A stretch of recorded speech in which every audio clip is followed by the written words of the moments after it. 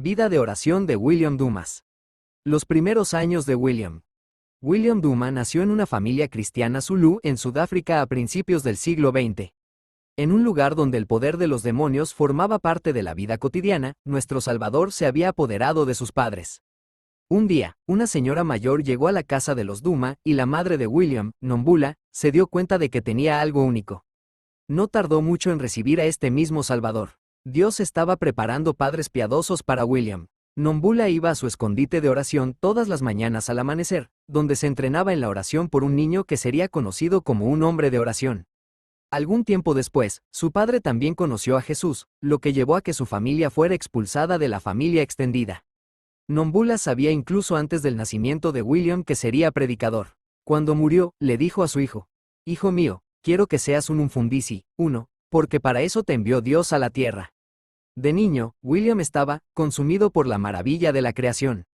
A la edad de 15 años, entregó su vida a Cristo. Desde los 12 hasta los 20 años, William tuvo serios problemas de salud que lo llevaron a la desilusión, a preguntas sobre el porqué y a una fe menguante. Sin embargo, Dios lo estaba preparando para el ministerio que él había preparado para él. La curación de William. William era pastor, asistía a la escuela y trabajaba en la tienda cuando era posible. Un día, consciente de su llamado a ser predicador, pero constantemente enfermo, decidió ayunar y orar durante 7 días. Salió temprano en la mañana para ir a su lugar secreto, regresando al atardecer. El 7º día supo que había encontrado a Dios, pero no fue sanado. Pero Dios cambió su deseo de curación con el anhelo mayor de Dios como su único deseo. A medianoche de ese día, cuando se levantó para orar, sintió que alguien le tocaba la cabeza y supo que era el dedo de Dios. Un calor como de fuego recorrió su cuerpo, haciéndole sudar profusamente. Se desplomó y, mientras yacía en el suelo, sintió una oleada de frío que siguió al calor y se dio cuenta, casi con incredulidad, de que el dolor ya no existía. William hizo un pacto con Dios de encontrarse con él todos los días a medianoche por el resto de su vida. Ungido para sanar. Su propia sanación no fue todavía su comisión para un ministerio de sanidad. William fue a Durban, donde se hizo cocinero y comenzó a asistir a clases de Biblia. Poco después se convirtió en el evangelista de una pequeña y animada iglesia donde Dios lo usó para sanar por primera vez. Él dice: «No me detuve en la sanación, pensé que era solo un episodio aislado en mi vida, que no debía repetirse de ninguna manera». Sin embargo, la siguiente sanación llegó poco después. En 1939 asumió el pastorado de una iglesia de 7 personas. Después de un año de trabajo duro e infructuoso, se sintió tan insatisfecho que se fue durante 21 días para ayunar y orar porque el Espíritu Santo me dice que Dios me encontrará allí, y así fue. Él dice: «Cada día, mientras buscaba a Dios, mi espíritu se acercaba más al lugar santísimo mientras Dios escudriñaba mi corazón sin piedad». El día 21 ocurrió lo siguiente. Hasta que, sintiéndome repentinamente muy caliente, pensé que el sol debía haber salido. Levanté la cabeza y descubrí que estaba en el centro de una luz deslumbrante. Una cortina de oro brillante, suspendida en el espacio ligeramente por encima del suelo, rodeaba por completo mi figura oscura. Me sentí confundido y asombrado al descubrir que mi cuerpo brillaba. Entonces, con claridad autoritaria, se escuchó una voz suave pero fuerte, remota pero cercana, que ordenaba como un rey, que aseguraba como un amante: «Tu iglesia muerta se convertirá en un testigo de mí. Verás a la humanidad transformada de la oscuridad a la luz. Hijo mío, te unjo con el don de la sanación. Te encargo que proclames el Evangelio de Jesucristo, que realices en su nombre el ministerio de sanar el cuerpo, el alma y el espíritu». William erigió una piedra conmemorativa y regresaba todos los años para orar, ayunar e interceder. Y todos los años, manifestaciones asombrosas del poder de Dios en la sanación seguían al retiro anual de Duma en Emolweni. Las señales y prodigios. Mientras bajaba de la colina, estaba totalmente enmarcado en una silueta de llama, recordándonos a Moisés que había visto la gloria de Dios. Durante la campaña de 5 días que siguió, hubo un fuerte sentido del poder de Dios en los servicios. Los demonios comenzaron a manifestarse repentinamente gritando fuerte. Seguido por la liberación de esas mujeres, más de 100 personas entregaron sus vidas a Cristo. El ministerio de William comenzó a crecer rápidamente, viendo sanidades, liberaciones y muertos resucitados. Siempre oraba en el nombre de Jesús y se negaba a orar por aquellos que rechazaban su nombre. A medida que su iglesia crecía bajo el poder del Espíritu Santo, el Señor comisionó a su iglesia a estar constantemente encendida por la oración, lo que llevó al establecimiento de un servicio semanal de oración intercesora y sanidad. Animó a los asistentes a ayunar ese día desde el amanecer hasta el cierre del servicio alrededor de las 3 o 4 de la tarde, y se pueden contar muchos testimonios de sanidad de esas reuniones. En una nación dominada por el poder de la brujería, el don del discernimiento se le dio con frecuencia a William, ya sea el discernimiento de espíritus, del pecado en la vida de las personas o de cosas ocultas que estaban sucediendo. La sanidad por medio de pañuelos. En una ocasión, una mujer canadiense con cáncer le envió una blusa para que orara por ella, creyendo que su sanación sería cuando se la enviaran de regreso. William no era nuevo en esto de orar por pañuelos. Durante la reunión de oración semanal, él puso las manos sobre la blusa rosa de manga corta como si ungiera su persona. El poder de Dios descendió poderosamente y él sintió que empapaba la prenda. No hace falta decir que ella fue sanada. La resurrección de muertos. También se informa que los muertos fueron resucitados en su ministerio. En una ocasión, la hija de un evangelista, Lita, estaba muy enferma y murió. Si bien no se opuso a la ayuda médica, el Espíritu Santo lo instó a confiar solo en Dios. La niña murió y William fue llamado para que fuera al entierro. En el camino, teniendo que caminar las últimas 5 millas, su dolor fue repentinamente superado por una alegría inexplicable y comenzó a alabar a Dios. De repente se encontró haciendo la increíble petición de que Lita resucitara de entre los muertos para la gloria de Dios. Estaba atrapado en comunión con Dios, ajeno a lo que estaba sucediendo a su alrededor. Entró en la habitación donde yacía la niña, estando fuertemente bajo el poder de lo sobrenatural. La familia de la niña vio un hombre revestido de una nueva estatura, investido de una autoridad sobrenatural, muy alejado de ellos en espíritu. William relata, mientras yacía sobre su cuerpo como Eliseo, miembro con miembro. Oré unas pocas palabras en mi propio idioma, luego perdí mi humanidad. Ya no era una persona. No sabía lo que estaba diciendo. Hablaba, no en otras lenguas, sino más allá de las lenguas. No era consciente de una mente, un cerebro o un pensamiento.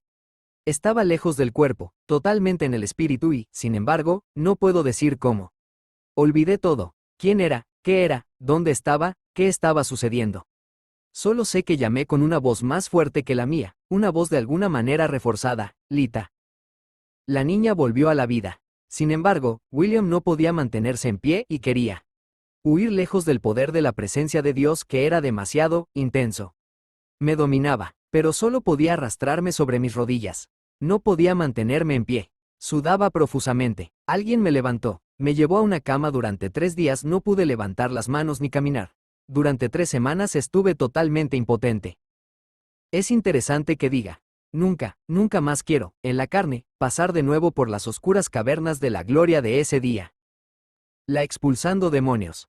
En ocasiones, Dios lo llamaba a una oración especial y ayuno por casos severos de enfermedad y demonización. En una ocasión, una joven cristiana había perdido 4 hijos prematuramente y estaba embarazada de nuevo. Él ayunó y oró durante 7 días desde el amanecer hasta las 2 de la tarde, como ella también lo hizo. Él dice, al principio, mis oraciones parecían chocar contra una piedra de obstrucción y regresar estériles a mi espíritu. Persistí en la oración y seguí adelante en la oscuridad esperando alguna seguridad de Dios de que podría nacer un niño sano. Al 6.º día, tuvo una visión del cráneo del bebé que se abría y luego Dios lo unía. Cuando la señora llegó a la reunión de oración, de repente se dio cuenta de que algo andaba mal. Las mujeres formaron un círculo a su alrededor mientras, la iglesia completa inmediatamente se puso a orar por su propia cuenta. William comenzó a orar, al darse cuenta de que el bebé estaba en una posición incorrecta. La dirección y el poder vinieron a sus manos, pero sus movimientos se oponían a una fuerte atracción opuesta de interferencia satánica. 5. El ministerio en el extranjero. William no solo viajó por Sudáfrica y los países vecinos, sino que también ministró en el Congo, Alemania y Escocia. Sus viajes al extranjero le hicieron muy consciente de su incompetencia, como había sido el caso antes cuando había ido a iglesias blancas. En una ocasión iba a hablar con ministros de la Iglesia de Escocia que lo intimidaban debido a sus muchos títulos y a que no tenía ningún conocimiento del inglés. El Señor le aseguró que estaba con él y el poder de Dios surgió a través de él, liberando el poder de Dios en la reunión. Dios confirmó su palabra con señales y prodigios, sanando en Escocia de la misma manera que lo hizo en Sudáfrica. 6. El contraataque del enemigo. La visita al brujo. Un ministro visitante, después de haber visto curaciones y conversiones, quiso ir a ver a un brujo local, para obtener una foto y una historia. Al llegar allí, el brujo le dijo: mis reyes, espíritus malignos, me dijeron que venías. Escucha, ahora que has venido están cantando. ¿No oyes el canto de mis reyes en la habitación? Después de esa visita, William se sintió continuamente mareado y rodeado de oscuridad, dominado por el miedo satánico, deseando morir, incapaz de orar. Después de 2 días, lentamente comenzó a desaparecer. Habiendo tratado con lo demoníaco con frecuencia, dice: siempre he reclamado la protección de la sangre expiatoria de Jesucristo. La mañana en que inesperadamente me pidieron que llevara al señor Mason a un brujo, no me había preparado en oración. Era vulnerable, estaba desprevenido y entré en la situación sin saberlo. El ajetreo de la vida. En los años 60, inundado de invitaciones, absorto en la preparación de campañas y todos sus otros compromisos, recuerda. A través de los años, a las 4 de la mañana, cuando tenía una cita con mi Señor, había sido alimentado por la mano de Dios. El ajetreo de la preparación devoró mi cita matutina con Dios. Pasé cada vez menos tiempo en profunda comunión con Dios. Me dije a mí mismo que estaba orando fervientemente por las campañas. Al principio, vagamente, me di cuenta de que, eso, había disminuido. Los resultados fueron cansancio físico, una disminución de su poder sanador, el orgullo que se apoderaba de mí, la pérdida del discernimiento que llevó a duros ataques falsos de hermanos y hermanas cristianos opuestos, casi destruyendo su ministerio.